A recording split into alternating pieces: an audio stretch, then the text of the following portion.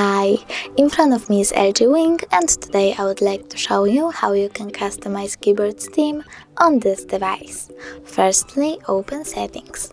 Now scroll all the way down, tap on System and select Language and Keyboard.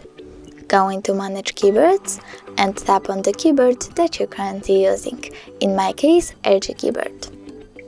Go into Keyboard Theme and Layout, tap on Keyboard Theme and click at the plus sign under Custom. Over here you can pick a photo, pinch it to scale and drag it to move. Then click OK.